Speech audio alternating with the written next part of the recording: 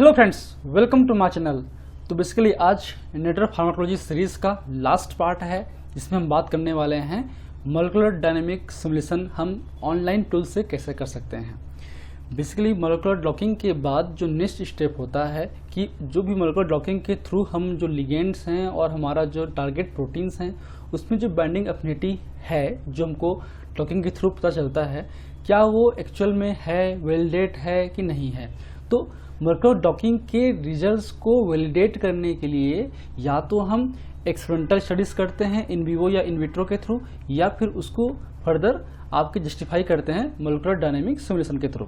तो उसके लिए बहुत सारे सॉफ्टवेयर्स आते हैं, हेवी सॉफ्टवेयर्स आते हैं, जैसे ग्रोमैक्स वगैरह हो गया, लेकिन जो हमारे पास सिस्टम जो है वो पॉसिबल नहीं होता है उनको करने के लिए। ठीक, तो हम बेसिक्स अगर रिसर्च कर रहे हैं, सिंपल सीखने के लिए कर रहे हैं, तो हम लोग ऑनलाइन टूल्स का भी यूज़ कर सकते हैं। जैसे कि आप बैकग्राउंड में देख सकते हैं एक वेबसाइट खुला हुआ है कैप्स फ्लैक्स का। तो कैप्स फ्लैक्स की हेल्प से हम इजी वे पे मॉलिक्यूलर डायनेमिक सिमुलेशन कर सकते हैं।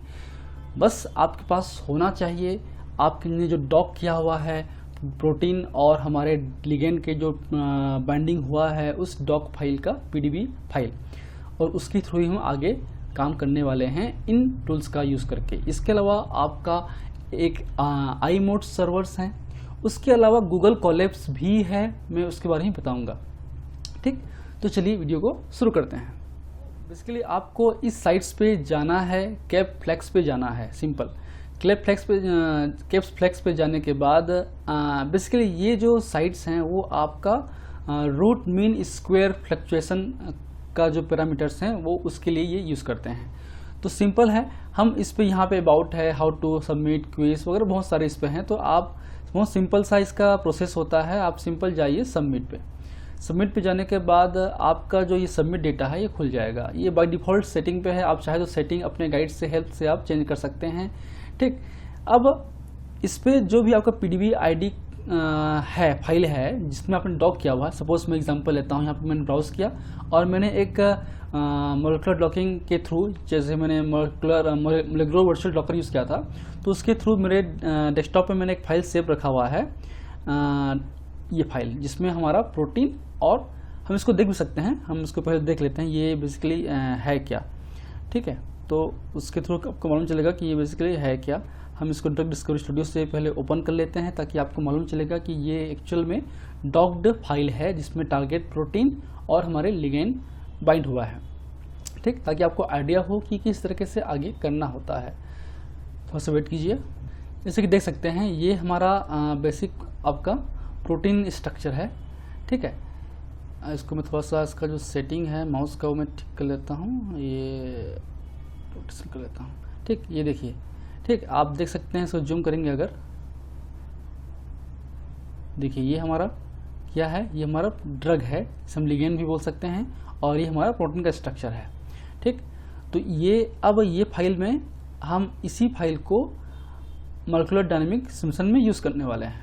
आप चाहे तो ड्रग डिस्कवरी का यूज़ करके इसके जो डिटेल हाइड्रोजन बाइंडिंग्स हैं, 2D डायग्राम्स वगैरह हैं, वो इजीली देख सकते हैं क्या इंट्रैक्शन हुए हैं डायग्राम्स पे।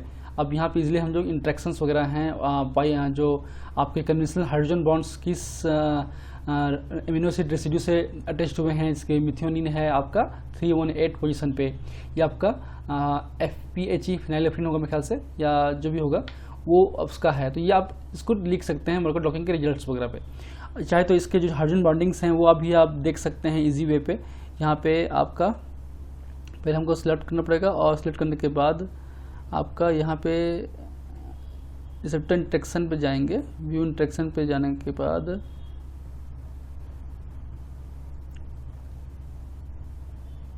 एज बॉन्ड क्लिक करेंगे, तो जो भी यहाँ पे एज बॉन्ड का जो एरिया है वो आपका इजी वे पे शो होने लगेगा। ठीक है, तो ये तो हो गया। तो सिंपल हम जाते हैं हमारे ऑनलाइन टूल्स पे, कैप फ्लैक्स पे। उस पर हम जो हमारा डॉक्ड फाइल है उसको हम लोग ओपन कर लेंगे।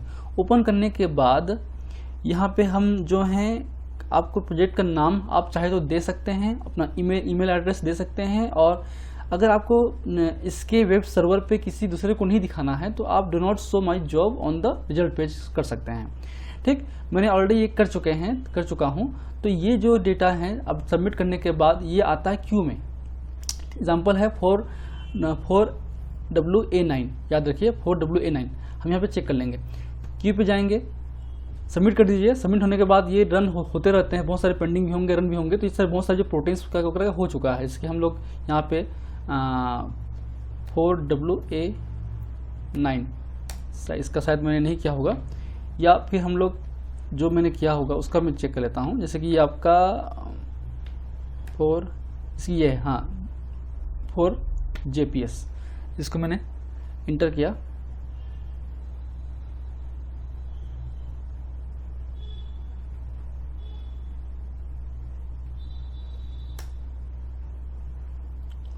देखिए ये हो गया 4JPS रिपेयर्ड। तो ये शायद ख़राब था, मेरे पास वापस रिपेयर किया उस प्रोटीन फाइल को और मैंने उसको रन कराया। तो यहाँ पे मैं जब उसको क्लिक करूँगा तो यहाँ पे आप देख सकते हैं ये डिटेल है प्रोटीन के जो सीक्वेंसेस वगैरह है, आपका सेकेंडरी स्ट्रक्चर्स हैं, ठीक है, प्रोटीन रिजिडिटी है, जो भी डिटेल्स है आपको यहाँ पे मिल जाएगा। अब यहाँ पे जो मेन काम का है वो हमारा है मॉडल्स। मॉडल्स में हम इसमें जो 3D स्ट्रक्चर है प्रोटीन के, ठीक है, यहाँ पे 10 मॉडल्स यूज़ हुए हैं। उन 10 मॉडल्स के जो स्ट्रक्चर होंगे ना वो आपको शो होंगे। यहाँ पे मैं एक बार व्यू कर लेता हूँ मॉडल्स पे। देखिए ये आपके 3 डायमेंशन स्ट्रक्चर हैं उस प्रोटीन के, ठीक है, कि कहाँ कहाँ पे ये जो हैं। एक सेकेंड, थोड़ा सा मैं इसको सही ढंग से देखिए, है ना। तो अब यहाँ पे जो प्रोटीन्स हैं वो 10 टाइम्स रन हुआ है मान के चलिए, और रन होने के बाद उनमें क्या वेरिएशंस हुए हैं वो हम इसमें देख सकते हैं कि कहाँ कहाँ पे आपका वेरिएशंस है। बट इस फिगर्स में आपको उतना समझ में नहीं आने वाला, आप जाएंगे सीधा सीधा। अब आते हैं हम इसके कॉन्टेक्ट मैप पे, ये भी हम देख सकते हैं कॉन्टेक्ट मैप पे कहाँ कहाँ पे उसकी मैपिंग हुई है। उसके अलावा मेन जो है हमारा है वो है हमारा RMSF plot, root mean square fluctuation. ये फ्लक्चुएशन जितना आपका डीप होगा उतना ही वो स्टेबल होगा।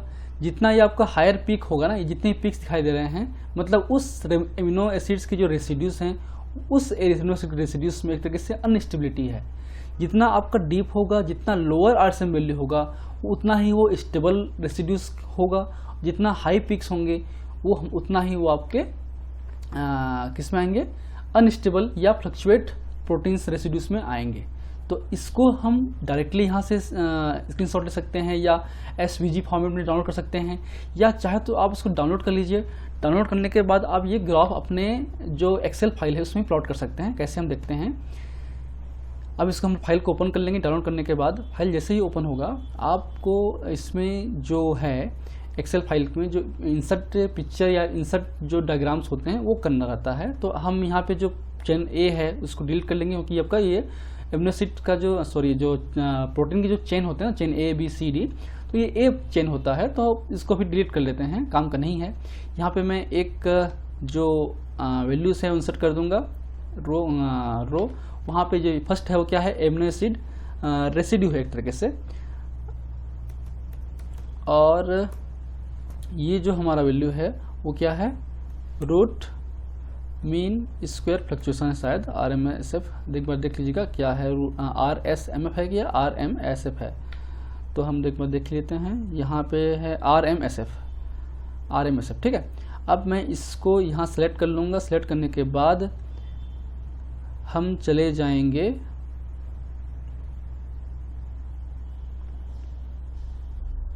चलिए इस जो टूल्स होगा ना वहाँ पे इंसर्ट होगा। इंसर्ट पे आपके चार्ट्स होंगे, उस चार्ट्स पे ये आपका लाइन चार्ट्स होगा। लाइन चार्ट्स पे जाएंगे और एक होगा आपके स्कैटर्ड, तो इस स्कैटर्ड पे जाएंगे और स्कैटर्ड पे ये जो है ना, scattered with the straight lines को क्लिक करेंगे।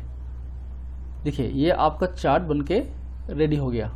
जो वहाँ पे शो हो रहा था ना वो चार्ट आपका एक्सेल फाइल में रेडी हो गया। आप इसका फिर अब इमेज सेव कर सकते हैं, इसकी क्वालिटी बढ़ा सकते हैं, इन्हेंस कर सकते हैं। इसमें फ्लेक्सिबिलिटी होती है, चाहे तो इसका कलर करना हो तो कलर कर सकते हैं। अब आपको बेसिकली करना क्या रहता है, आप जो डॉक्ड प्रोटीन्स है ना, जिसमें प्रोटीन और टारगेट लिगेंड्स दोनों हैं, ठीक, तो उसको आप कंपेयर कर सकते हैं सिंगल प्रोटीन से। आप इसी के जो डॉक्ड प्रोटीन होगा ना, जैसे कि मेरा था 4WA9, ठीक है, उसका मैं उसके जो हीट एटम्स हैं, या बात करें हम लोग जो अपना ड्रग था, लिगेंड्स था, उसको मैं रिमूव कर दूंगा वहाँ से और केवल प्योर प्रोटीन रखूँगा और उसको भी कंपेयर करूँगा, तो उसमें ये हो सकता है अच्छी बात। ठीक है, मैं आपको दिखाऊंगा कुछ एग्जांपल रिजल्ट्स का, कैसे मैं इसको लिखते हैं या कैसे इसको हम लोग करते हैं। तो यहाँ से मैं इसके जो डिज़ाइन वगैरह है, कलर वगैरह है, वो चेंज कर सकता हूँ इजी वे पे। आप चाहे तो भी कर सकते हैं इस तरीके से। ठीक है, पूरे करना हो तो आप करेंगे। तो यहाँ पे ऑटोमेटिकली कलर में, एक सेकेंड, ठीक, ये आपका इस तरीके से कलर हो जाता है। ठीक, आप इसमें जो x और y नहीं दिया है तो आप यहाँ पे क्विक लेआउट पे जाइए, वहाँ पे जाके आप इसको क्लिक करेंगे तो यहाँ पे आप x एक्सिस और y एक्सिस को भी कर सकते हैं। यहाँ पे आप चाहे तो अपना क्या था, रोट SMF डाल सकते हैं। यहाँ पे हम लोग डाल सकते हैं amino acid residue, amino acid residue आप डाल सकते हैं अपने हिसाब से। ठीक, अब सेम चीज़ें जो हैं, अब इस मैं आपको दिखाऊंगा पेपर का कैसे इसको लिखते हैं, कैसे हम लोग लिखते हैं, उसको अरेंज करते हैं। सेम आप आई मोड से भी जाएंगे, ब्राउज कीजिए, पीडी फाइल को अपलोड कीजिए, सबमिट कर दीजिए। सबमिट करने के बाद आपका रिजल्ट्स जो हैं अपने आप यहाँ पे शो करने लगेगा, एक आईडी आपको मिल जाएगा। जैसे कि मैंने बहुत सारा किया हुआ है तो मैं कोई भी एक ओपन कर लेता हूँ फिलहाल और सबमिट कर दूंगा रिजल्ट्स पे जाके। तो उसका जो रिजल्ट्स होगा ना, अगर अभी तक अवेलेबल होगा, शायद इसका सर्वर थोड़ा सा भी स्लो है, एक सेकेंड हम इसको काट लेते हैं। जो एग्जांपल्स का वही देख लेते हैं ना, क्या है, आई मोड्स सर्वर पे जाएंगे, रिजल्ट्स पे जाएंगे, यहाँ पे कुछ एग्जांपल होगा, ये एग्जांपल है, इसको मैंने यहाँ पे, एक्चुअली इसका सर्वर जो है थोड़ा सा मुझे सही नहीं लग रहा, यहाँ पे आ नहीं रहा है एक्चुअली में। ठीक, तब तक हम देखते हैं पेपर का कि पेपर में कैसे हम लोग लिखते हैं। तो आज ही मैं शायद एक फाइल डिलीट किया हुआ है, उसको मैं एक बार चेक कर लेता हूँ।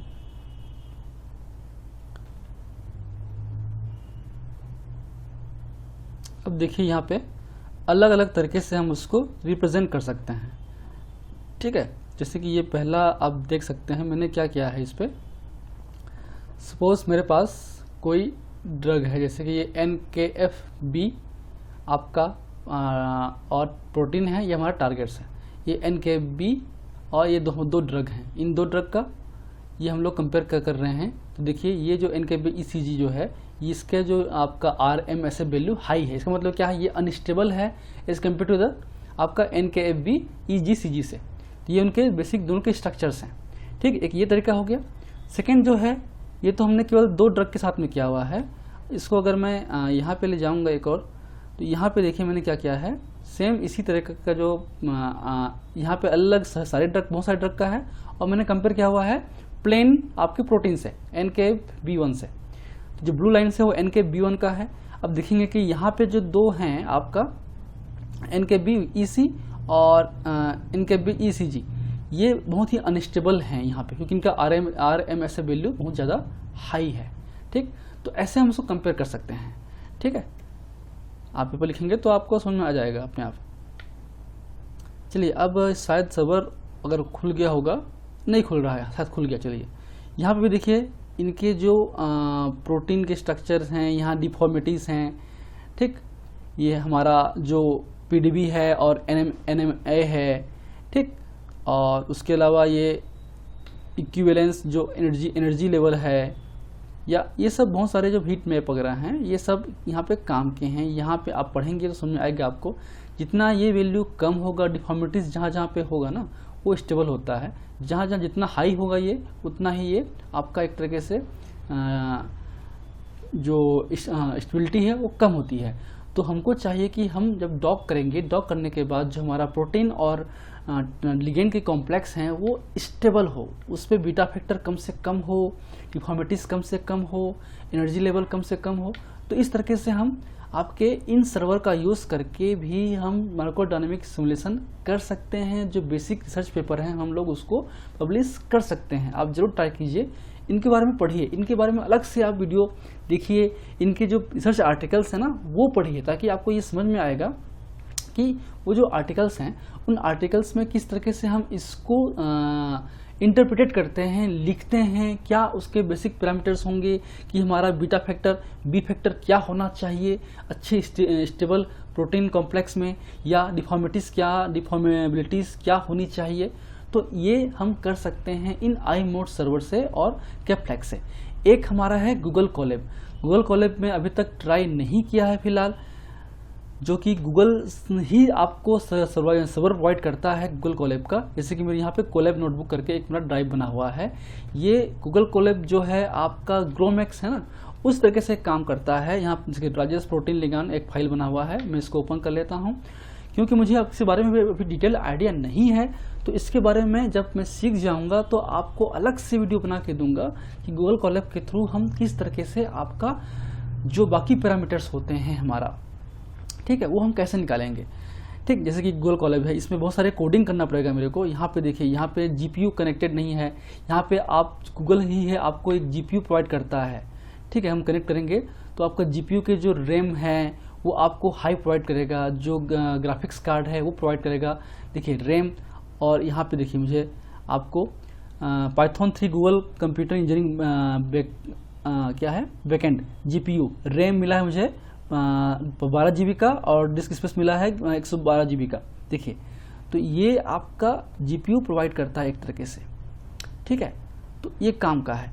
उसके अलावा इसमें देखिए यहाँ पे आपका जो भी कोडिंग वगैरह होता है ना, वो कोडिंग करना पड़ता है। इसमें बहुत सारे जो कि आपका बहुत सारे इसमें सॉफ्टवेयर्स हैं, किससे करेंगे आप, वो आप इसको इंस्टॉल करना पड़ेगा आपके कोड को। ठीक, सेम इसमें भी आपकी जो प्रोटीन पीडीबी आईडी है उसका वाटर को रिमूव करना है नहीं करना है, लिगांड डालना है, कौन सा लिगांड्स हैं, कौन सा चार्ज होगा, ठीक है, कौन से ड्राइव पथ में ये सेव होगा, फोर्स फील्ड क्या होना चाहिए, चार्म फील्ड क्या होना चाहिए, बहुत सारे जो NaCl की एड क्या होगी। उसके अलावा जो हम नैनोसेकंड में रन कराते हैं वो कितनी होनी चाहिए।